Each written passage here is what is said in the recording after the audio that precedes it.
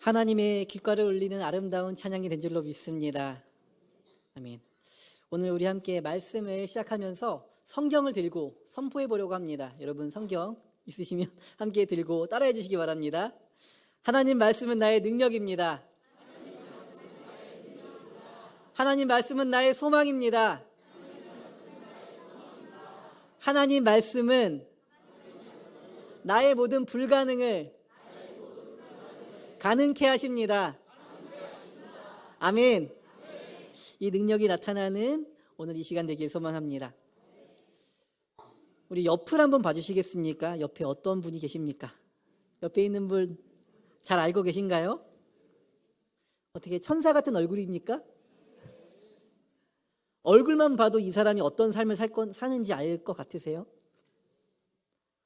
사람들은 누구나 상대방을 단번에 파악하고 싶어 합니다.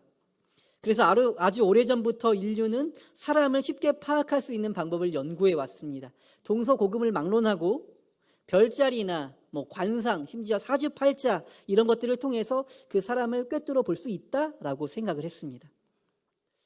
현대에 와서는 어떨까요? 한동안은 혈액형을 가지고 그렇게 얘기를 했습니다. A형 그러면 무슨 형이야? A형 그러면 소심해. B형 그러면 뭐 바람둥이야. 그런 얘기 있었잖아요. 물론 막 그런 이야기를 들으면 진짜 맞는 것 같아 이렇게 느껴질 때가 있지만 사실 혈액형으로 사람의 성격을 구분한다는 것은 과학적으로는 좀 인정하기가 어려운 이야기죠. 요즘에는 좀 분위기가 바뀌었죠. 그래서 뭘 물어봐요? MBTI. 역시 어르신들도 다 잘 아시네요. MBTI는 에너지의 방향성이나 인식, 판단 기능, 생활 양식 등으로 사람의 성격을 분류해서 총 16가지의 타입으로 사람을 분류합니다. 물론 질문에 답한 내용을 가지고 결론을 도출하기 때문에 혈액형 이론과는 비교할 수 없을 정도로 좀 더 신뢰가 가지만 그래도 역시 답변의 신뢰성 문제 그리고 16가지밖에 인간의 타입을 규정할 수 없느냐 이런 문제 생각할 때는 역시 이것도 그냥 참고 정도로 재미 정도로만 우리가 받아들이는 게 좋을 것 같습니다. 왜 사람들은 이렇게 여러 가지 방법으로 사람을 파악하려고 할까요? 역설적이게도 사람을 파악한다는 것이 쉬운 일이 아니기 때문이죠. 질문 몇 마디로 그 사람을 파악한다는 것은 너무나 어려운 일입니다. 오랜 시간을 함께하고 대화하고 경험해야 우리는 그 사람을 조금씩 알아가게 됩니다. 그런데 여러분, 사람의 본질을 꿰뚫어 볼 수 있는 그런 질문이 있습니다. 그 질문 뭔지 궁금하세요? 궁금하세요? 그 질문은 당신의 최고의 기쁨은 무엇입니까? 라는 질문입니다. 혹은 당신은 언제 가장 기쁘십니까? 한 사람이 느끼는 기쁨은 곧 그 사람의 가치관을 반영하기 때문입니다. 누구나 가치관이 다르기 때문에 이런 질문에 대한 답도 다 달라지겠죠. 어떤 사람은 오랫동안 준비해온 프로젝트가 착착착 진행돼 나갈 때, 어떤 사람은 드라이브를 할 때, 어떤 사람은 맛있는 음식을 먹을 때일 수도 있고요. 또 어떤 사람은 돈이 통장에 차곡차곡 쌓이는 게 보일 때, 또 많은 부모님들은 자녀가 하루하루 성장하는 모습을 볼 때, 저마다 이 기쁠 때가 다를 거예요. 그 사람이 언제 가장 기쁜지를 알면 그 사람의 가치관과 그 사람 자체의 가치를 우리는 어느 정도 파악할 수가 있습니다. 기쁨이라는 감정은 그 사람의 가치관을 또 그 사람의 속성을 반영합니다. 그 사람이 언제 가장 기뻐하는지를 알 수 있다면 그 사람을 조금 더 깊게 파악할 수 있습니다. 여러분들은 언제 가장 기쁘십니까? 그리스도인들이니까 좀 더 홀리한 대답이 나와야겠죠? 하나님을 예배할 때 기쁘십니까? 하나님의 임재를 느낄 때 여러분 가장 기쁘십니까? 오직 하나님만이 우리 최고의 기쁨 되시기를 소망합니다. 한 존재가 느끼는 기쁨이라는 감정이 그 존재의 속성을 반영한다라는 이 명제가 참이라면, 만약에 그 질문이 그 존재의 깊이를 파악하는 데 도움이 된다는 사실에 동의를 한다면 우리는 이 질문을 감히 하나님께도 드려볼 수 있을 것 같습니다. 하나님이란 분이 어떤 분인지를 더 잘 알기 위해서 하나님께 질문하는 거죠. 하나님은 언제 기뻐하셨습니까? 하나님 최고의 기쁨은 무엇입니까? 질문을 드립니다. 혹시 지금 하나님의 음성을 들은 분이 계십니까? 하나님은 오늘도 그분의 말씀으로 우리에게 대답하십니다. 오늘 우리 함께 성경 속에서 하나님이 표현하신 기쁨의 순간들을 발견해 보고 하나님을 조금 더 깊이 알아가는 그런 거룩한 시간 될 수 있기를 소망합니다. 성경을 펴면 우리는 가장 먼저 창세기를 발견합니다. 성경은 태초에 하나님이 천지를 창조하셨다라는 거룩한 또 강력한 선포로 시작됩니다. 하나님의 창조를 인정하고 고백하는 것은 우리 신앙의 근간입니다. 이것은 결코 쉬운 고백이 아니죠. 왜냐하면 하나님이 모든 만물을 창조하셨다라는 것은 나를 창조하셨다라는 이야기고, 또 온 우주와 만물, 내가 그 주권이 하나님께 있음을 고백하는 고백이기 때문입니다. 창세기는 하나님께서 이 세상과 온 만물을 어떻게 창조하셨는지를 이야기하고 있습니다. 하나님께서 5일 동안 빛과 어둠 그리고 이 땅의 모든 만물을 창조하셨습니다. 그리고 여섯째 날 하나님께서는 생기를 불어넣어 하나님 자신의 형상으로 사람을 창조하셨습니다. 그리고 뭐라고 하십니까? 창세기 1장 3절을 보니까 1장 31절을 보니까 하나님이 지으신 그 모든 것을 보시기에 심히 좋았더라. 아멘. 여섯째 날 모든 창조를 마치신 후에 하나님께서는 모든 창조 세계를 보시면서 심히 좋다, 베리 굿 하셨다는 거죠. 그렇습니다. 하나님은 피조물인 창조 세계를 기뻐하셨습니다. 하나님이 만드신 그대로의 그 모습을 보시며 하나님은 그것에 충만한 아름다움, 충만한 기쁨, 즐거움을 느끼셨다는 거죠. 창조하신 있는 그대로의 모습이 그 자체로 기쁨이었습니다. 한자를 우리가 자연이라고 할 때 스스로 자자에 그러할 연자를 쓰죠. 그러니까 스스로 그러한 상태, 하나님께서 그 자연을 기뻐하셨고요. 그 자연과 하나님의 형상을 닮은 우리 인간이 아주 보기 좋게 어울려 살아가는 그 모습, 그것을 하나님이 기뻐하셨다는 것입니다. 그것이 하나님의 기쁨이었습니다. 하지만 인류의 역사는 계속해서 그 기쁨을 배반하는 역사였습니다. 자연은 스스로 있는 그대로 있지 아니하고 파괴되어져 가고 있고, 인간은 하나님이 만드신 그 모습 그대로, 하나님의 형상을 간직한 그 모습 그대로를 유지하지 못하고 계속 다른 길로 걸어가고 있었다는 것입니다. 복음서의 첫 번째 책인 마태복음은 예수님의 족보로 시작합니다. 그리고 그 족보의 이야기는 예수님의 탄생으로 시작됩니다. 예수님이 성인이 되어 첫 등장을 하기 전 예수님의 오실 길을 예비하는 이가 있었는데, 그러니까 세례 요한이었습니다.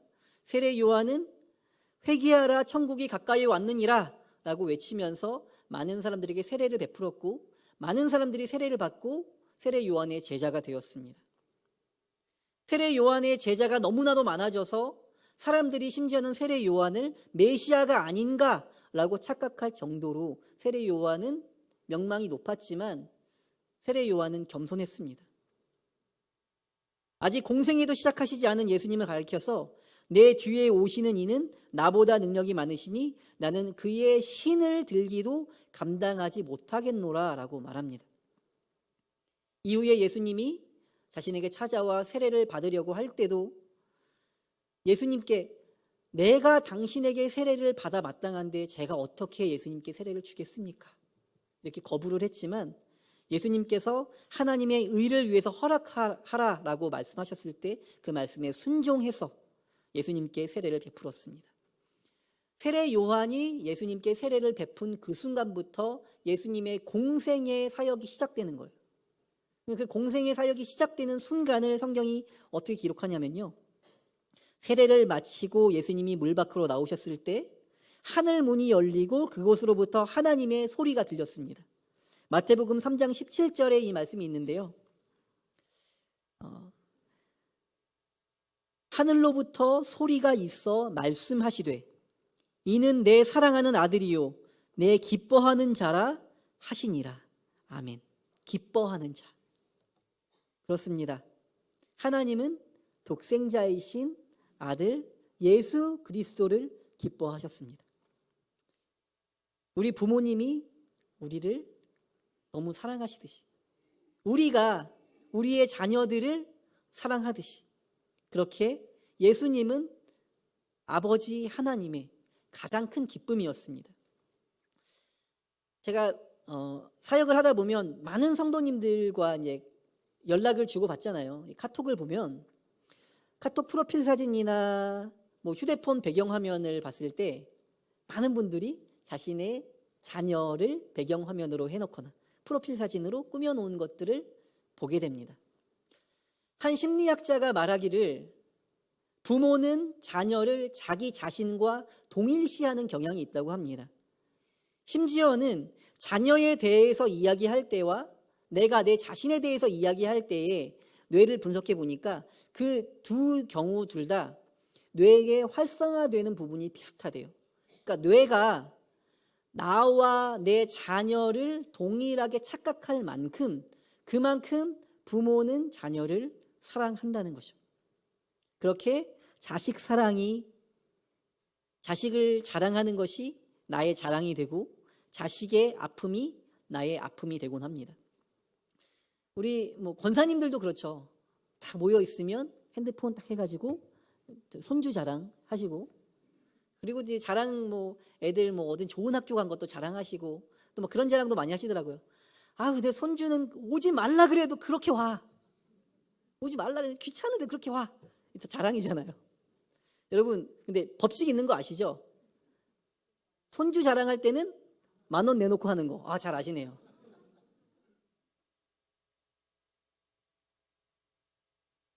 이후에 예수님이 베드로와 야고보와 요한을 데리고 변화산에 올라가셨습니다. 예수님과 3명의 제자들은 거기에서 모세와 엘리야를 만납니다. 모세와 엘리야가 어떤 인물입니까? 구약 성경에서 가장 능력 있는 선지자들, 가장 존경하는 인물. 그러니까 제자들이 거기에서 산에 올라가서 이런 인물들을 만나니까 너무 천국 같고 황홀한 거예요. 베드로가 이런 말을 하죠. 예수님, 제가 여기에 초막 셋을 짓겠습니다. 우리 내려가진 않고 여기서 우리 다 같이 삽시다. 이 정도로 그 마음에 기쁨이 있었을 때, 베드로가 잘못된 판단으로 예수님께 그런 이야기를 하고 있을 때, 그때 다시 한번 하늘에서 하나님의 음성이 들려옵니다.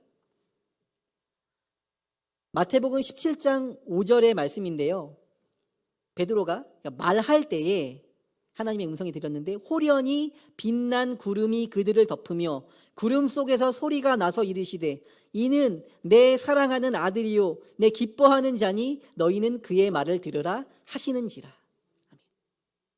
이는 내 사랑하는 아들이다. 내 기쁨이다. 저는 이 대목에서 자식 예뻐하고 자랑하기를 숨쉬듯이 하는 우리들의 모습과 비슷한 하나님의 모습을 발견해 봅니다. 나타날 때마다 이렇게 예수님 자랑을 해요. 내 사랑이야, 내 기쁨이야.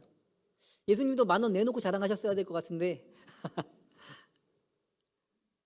하나님은 이렇게 사람들 앞에서 또 제자들 앞에서 나타날 때마다 몇 번이나 선포하실 정도로 그 아들 예수 그리스도를 사랑하셨고 또 기뻐하셨습니다. 내 아들이야, 내 사랑이야, 내 기쁨이야.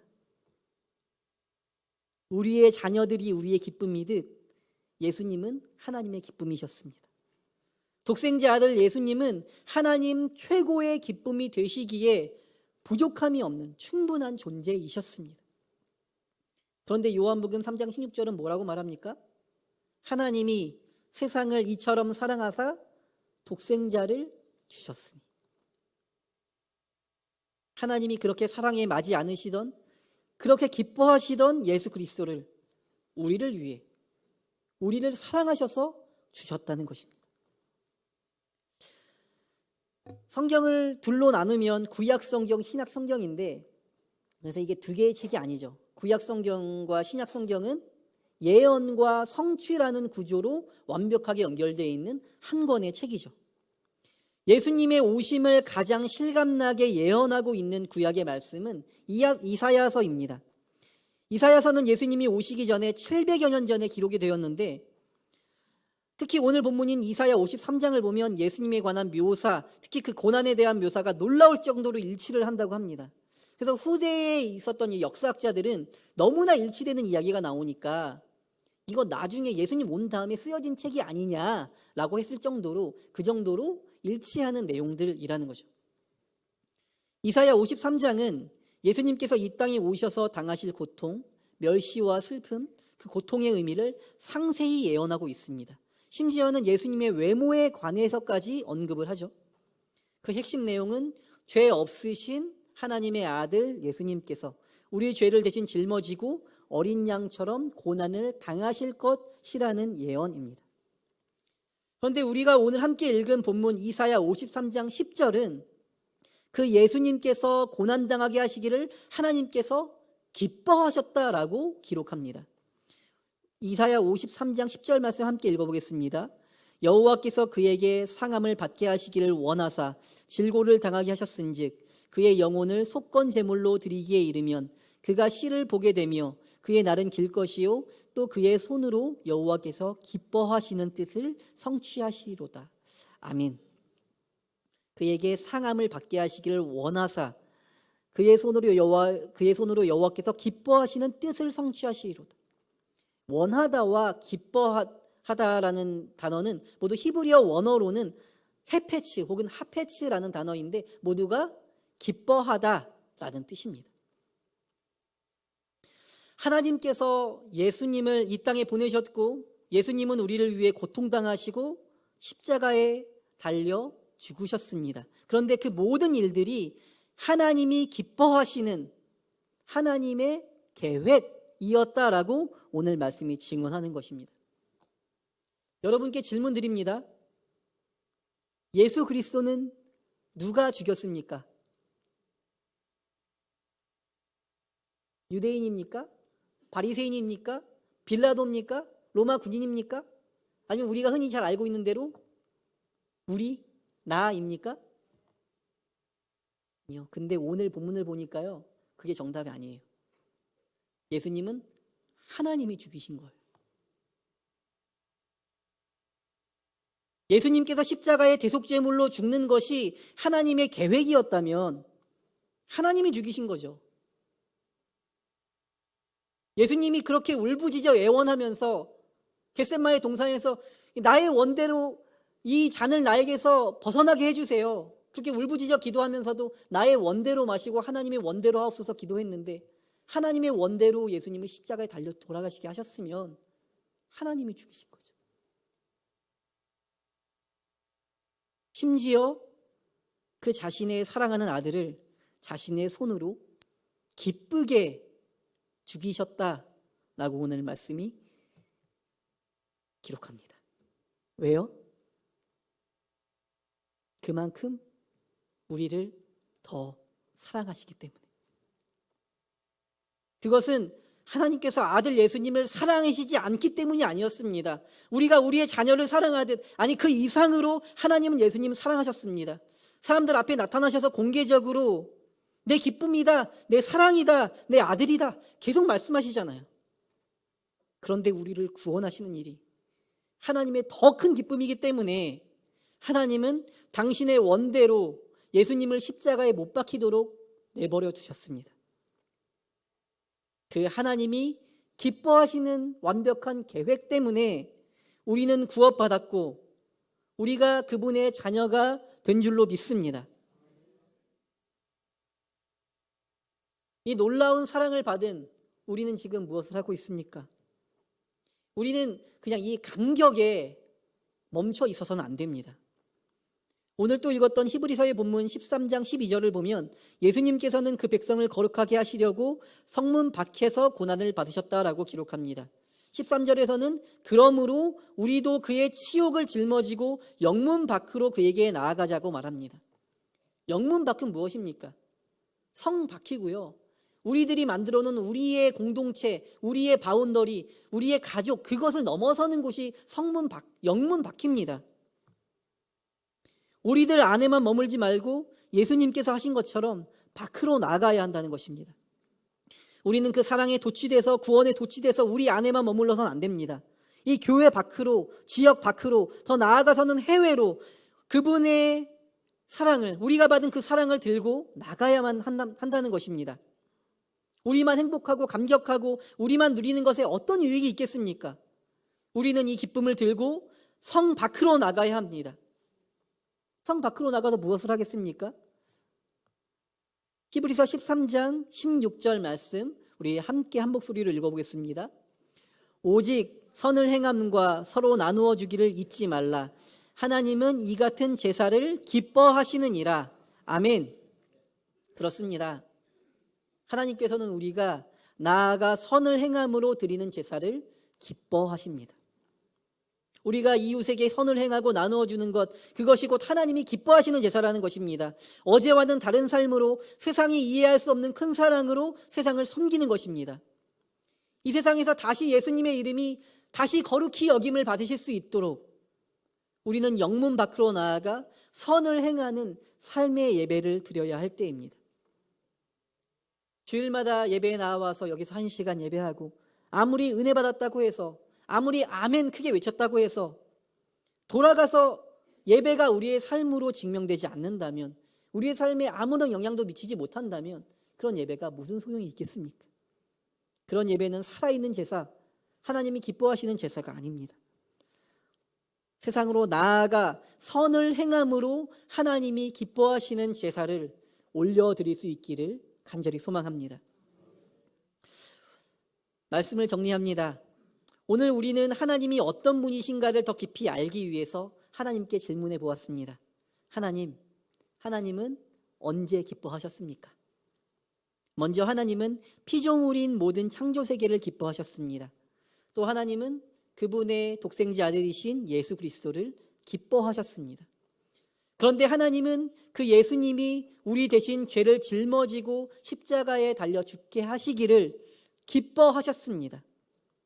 저와 여러분이 하나님 최고의 기쁨이기 때문입니다.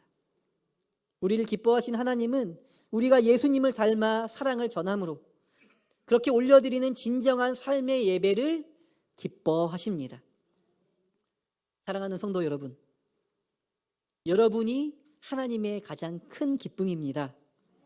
이 놀랍고 가슴 벅찬 사랑을 절대 잊지 마시기를 바랍니다. 예수님과 맞바꾼 이 사랑은 우리가 한순간도 잊어서는 안 되는 사랑입니다. 그 하나님의 기쁨과 사랑의 가치에 부끄럽지 않게 오늘도 내일도 하나님을 위해 살아가는 저와 여러분 될 수 있기를 주님의 이름으로 간절히 축원합니다. 아멘. 기도하겠습니다.